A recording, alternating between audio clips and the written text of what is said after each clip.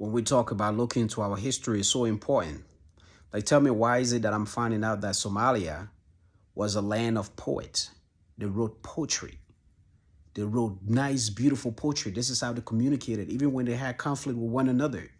This was before the gun. This was before the arrival of the colonizers. They wrote poetry to one another. And that's how they settled things. Like, they wrote poetry.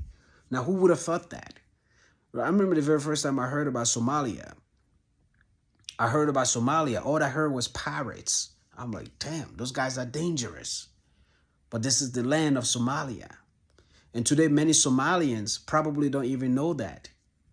And even if they know that information, they've probably gotten so far away from it.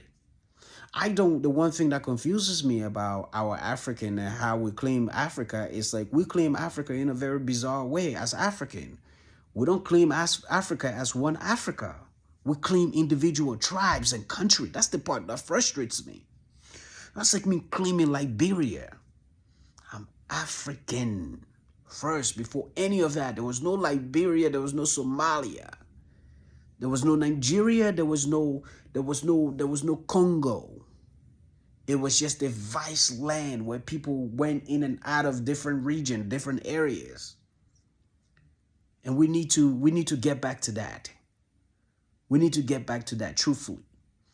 Now, some of these African countries are not saying, oh, we're not African, we're Arab. What are you talking about? You sound retarded when you say that. How can you be Arab? The Arab don't even want you. Why? Because you happen to be light-skinned?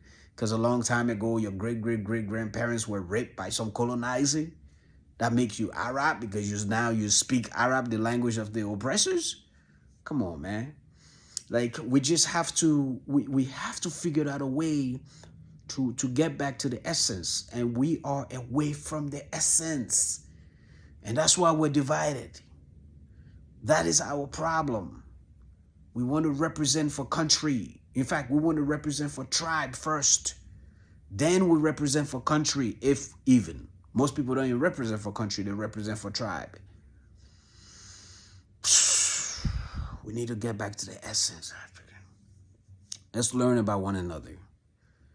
Tell me, what's the one African country out there that you learned something very unusual about, that you didn't know about, you learned something and you feel like, wow, I want to share this. I want to know what that thing is. What is it that you learned from an African country you knew nothing about?